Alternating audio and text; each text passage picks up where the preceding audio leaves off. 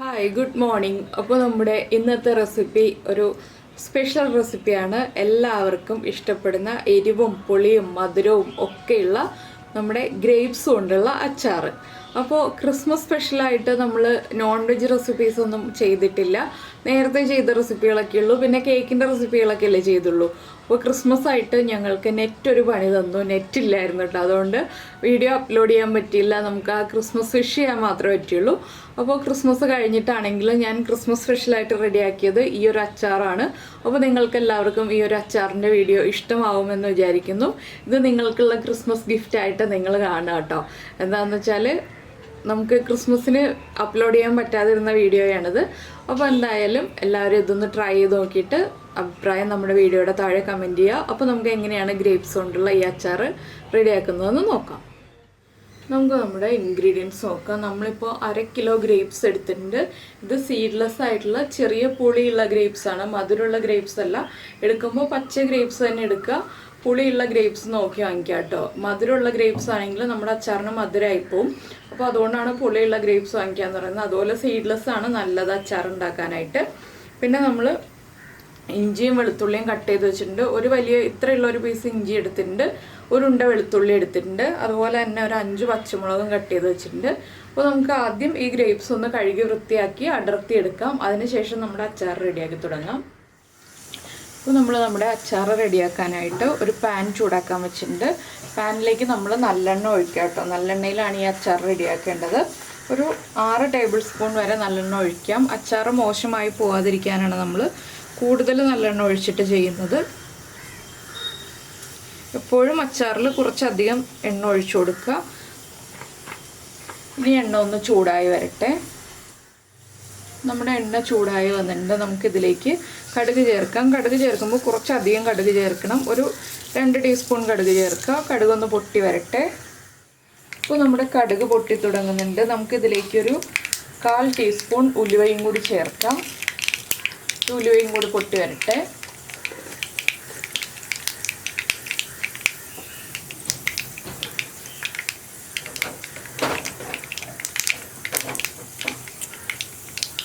ഇതിലേക്ക് ഇനി നമ്മൾ ചേർക്കേണ്ടത് നമ്മൾ കട്ട് ചെയ്ത് വെച്ചിരിക്കുന്ന ഇഞ്ചിയും വെളുത്തുള്ളിയും ചതച്ചും ചേർക്കാം, കട്ട് ചെയ്തും ചേർക്കാം. ഞാനിപ്പോൾ കട്ട് ചെയ്താണ് ചേർക്കുന്നത് എളുപ്പത്തിനായിട്ട്. ചതച്ച് ചേർക്കണമെന്നുണ്ടെങ്കിൽ ചതച്ച് ചേർക്കാം കേട്ടോ, കുഴപ്പമൊന്നുമില്ല. പിന്നെ ഗ്രേപ്സിൽ വെള്ളം ഉണ്ടെന്ന് വിചാരിച്ചിട്ട് കുഴപ്പമൊന്നുമില്ല. നമ്മളിതിലേക്ക് കുറച്ച് വെള്ളം ചേർക്കുന്നുണ്ട്.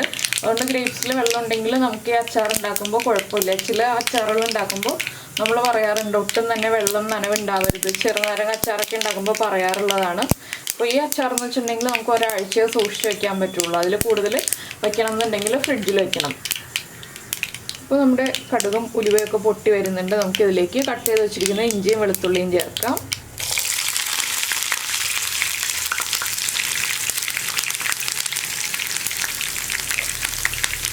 ഇതിൻ്റെ കൂടെ തന്നെ നമ്മൾ കട്ട് ചെയ്ത് വെച്ചിരിക്കുന്ന പച്ചമുളകും ചേർക്കാം. പച്ചമുളക് നിങ്ങളുടെ എരിവനുസരിച്ച് ചേർക്കാം. പിന്നെ നമ്മൾ മുളക് പൊടി ചേർക്കുമല്ലോ, അതുകൊണ്ടാണ് ഞാൻ ഒരുപാട് പച്ചമുളക് ചേർക്കാത്തത്. ഇനി ഈ ഇഞ്ചിയും പച്ചമുളകും വെളുത്തുള്ളിയും ഒന്ന് കുക്കായി വരണം. ഒരുപാട് അങ്ങോട്ട് വഴന്നു പോകണ്ട, ഒന്ന് ചെറുതായിട്ട് കുക്കായി വരണം. സാധാരണ നമ്മൾ അച്ചാർ ഉണ്ടാക്കുന്ന പോലെ തന്നെയാണ്, പക്ഷേ ഇതിൽ നമ്മൾ കുറച്ച് വെള്ളം ചേർത്തിട്ടാണ് നമ്മുടെ ഗ്രേപ്സ് വേവിച്ചെടുക്കുന്നതെന്നുള്ളൊരു വ്യത്യാസമുണ്ട്. അപ്പോൾ നമുക്ക് ഇഞ്ചിയും വെളുത്തുള്ളിയൊക്കെ ഓവറായിട്ട് കുക്കായി പോകണ്ടെന്ന് പറയുന്നത് എന്താണെന്ന് വെച്ചിട്ടുണ്ടെങ്കിൽ ഗ്രേപ്സ് കുക്കാവുമ്പോൾ അതിൻ്റെ കൂടെ തന്നെ ഇഞ്ചിയും വെളുത്തുള്ളിയൊക്കെ കുക്കായി വന്നോളും. പിന്നെ ഇപ്പോൾ ഒന്ന് ആ റോ ടേസ്റ്റ് മാറി വരാനാണ് നമ്മൾ എണ്ണയിലൊന്ന് വഴറ്റിയെടുക്കുന്നത്. ഇനി നമുക്ക് ഫ്ലെയിം കുറച്ച് വയ്ക്കാം. ഇതിലേക്ക് നമ്മുടെ പൊടികൾ ചേർക്കാം. ഇനി ആദ്യം നമ്മൾ ചേർക്കുന്നത് 1/2 ടീസ്പൂൺ മഞ്ഞൾപ്പൊടി. പൊടികൾ ചേർക്കുമ്പോൾ ഒന്നുമില്ലെങ്കിൽ ഫ്ലെയിം ഓഫ് ചെയ്ത് വയ്ക്കാം കേട്ടോ, പൊടികൾ കരിഞ്ഞു പോകാതിരിക്കാനായിട്ട്. അതുപോലെ തന്നെ നമ്മുടെ മുളക് പൊടി നിങ്ങളുടെ എരിവനുസരിച്ച് ചേർക്കുക. ഞാനിപ്പോൾ ഒരു 3 ടീസ്പൂൺ മുളക് പൊടി ചേർക്കുന്നുണ്ട്. എരിവുള്ള മുളക് പൊടിയാണ്, കാശ്മീരി ചില്ലി പൗഡർ അല്ല. അത്യാവശ്യം നല്ല എരിവുണ്ടെങ്കിലാണ് ഈ ഒരു അച്ചാറിന് ടേസ്റ്റ് ഉണ്ടാവുന്നത്. ഇതൊന്ന് ഇളക്കി കൊടുത്തിട്ട് ഇതിലേക്ക് നമുക്കിനി നമ്മൾ വറുത്ത് പൊടിച്ച് വെച്ചിരിക്കുന്ന ഉലുവ ചേർക്കാം. ഒരു 1/2 ടീസ്പൂൺ മതി. അതുപോലെ തന്നെ 1/2 ടീസ്പൂൺ കായപ്പൊടിയും ചേർക്കാം. ഇനി ഈ പൊടികളൊന്ന് കുക്കായി വരുന്നത് വരെ ഒന്ന് ഇളക്കി കൊടുക്കുക. ഇത് നന്നായിട്ടൊന്ന് കുക്കായി വരുമ്പോൾ, ഒരുപാട് കരിഞ്ഞു പോകരുത്, കുക്കായി വരുമ്പോൾ നമുക്കിതിലേക്ക് നമ്മൾ എടുത്തു വെച്ചിരിക്കുന്ന ഗ്രേപ്സ് ഇട്ട് കൊടുക്കാം. ഇനി നമുക്ക് ഫ്ലെയിം കൂട്ടി വയ്ക്കാം. ഇതിൻ്റെ കൂടെ തന്നെ കറിവേപ്പില ചേർക്കാം. ഞാനിപ്പോൾ ഒരു 3 തണ്ട് കറിവേപ്പില ചേർക്കുന്നുണ്ട്. ഇനി ഗ്രേപ്സും കറിവേപ്പിലയും ചേർന്ന് നന്നായിട്ട് ഇളക്കി മിക്സ് ചെയ്ത് ഈ എണ്ണയിലൊന്ന് വഴറ്റിയെടുക്കണം. അപ്പോൾ എൻ്റെ കായം കട്ടിയായിട്ടിരിക്കുകയായിരുന്നു, ഞാൻ കുറച്ചുകൂടി കായപ്പൊടി ചേർക്കുന്നുണ്ട്. അപ്പോൾ നിങ്ങൾ കായമൊക്കെ വറുത്ത് പൊടിച്ചാണ് ചേർക്കുന്നതെങ്കിൽ ആദ്യമേ തന്നെ ഒന്ന് എണ്ണയിൽ വറുത്ത് പൊടിച്ചെടുത്തിട്ട് ചേർക്കാം കേട്ടോ. അപ്പോൾ ഇപ്പോൾ ചേർത്തില്ലെങ്കിലും കുഴപ്പമില്ല, ലാസ്റ്റ് ചേർത്താലും മതി.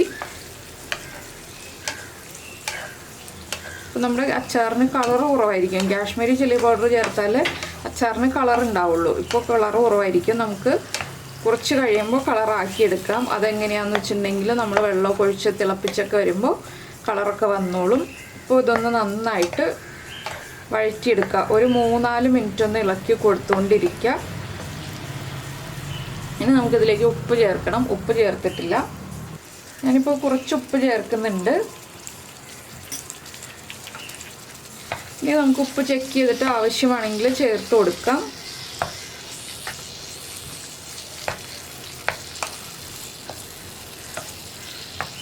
അപ്പോൾ ഇതിൽ 2 ടൈപ്പ് മുന്തിരി ഉണ്ട് കേട്ടോ. എന്താണെന്ന് വെച്ചിട്ടുണ്ടെങ്കിൽ ഞാൻ കഴിഞ്ഞ ദിവസം നമ്മുടെ ഗ്രേപ്സിൻ്റെ ചമ്മന്തി ഉണ്ടാക്കിയില്ലേ, ആ ചമ്മന്തി ഉണ്ടാക്കിയപ്പോൾ ബാക്കി വന്ന മുന്തിരി ഉണ്ട്, പിന്നീട് വാങ്ങിച്ച മുന്തിരി ഉണ്ട്. അതാണ് 2 വലിപ്പത്തിലുള്ള മുന്തിരി ഉള്ളത്.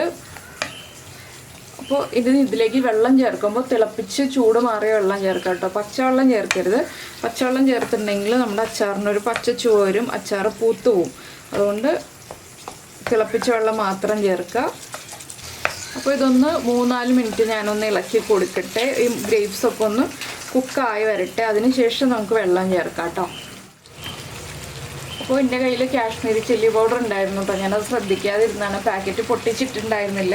അപ്പോൾ നമ്മുടെ അച്ചാറിന് കളർ കൂട്ടാനായിട്ട് നമുക്ക് കുറച്ച് കാശ്മീരി ചില്ലി പൗഡറും കൂടി ചേർക്കാം. ഇപ്പോൾ ചേർത്താലും കുഴപ്പമില്ല. എന്താണെന്ന് വെച്ചിട്ടുണ്ടെങ്കിൽ നമ്മൾ വെള്ളം ചേർത്തിട്ടില്ലല്ലോ, എണ്ണയിലാണല്ലോ ഇപ്പോൾ ഗ്രേപ്സ് വഴറ്റിയെടുക്കുന്നത്. അതുകൊണ്ട് ഞാൻ കുറച്ച് കാശ്മീരി ചില്ലി പൗഡറും കൂടി ചേർക്കുകയാണ്. അപ്പോൾ നമ്മുടെ അച്ചാറിന് നല്ല ഭംഗിയുള്ളൊരു കളറും വന്നോളും. ഈ എണ്ണയിൽ തന്നെ ഈ മുളക് പൊടി ഒന്ന് കുക്കായി വരുന്നത് വരെ നമുക്കൊന്ന് ഇളക്കി കൊടുക്കാം. അപ്പോൾ നിങ്ങൾ കാശ്മീരി ചില്ലി പൗഡർ ഉണ്ടെങ്കിൽ കാശ്മീരി ചില്ലി പൗഡർ തന്നെ ചേർക്കുക കേട്ടോ.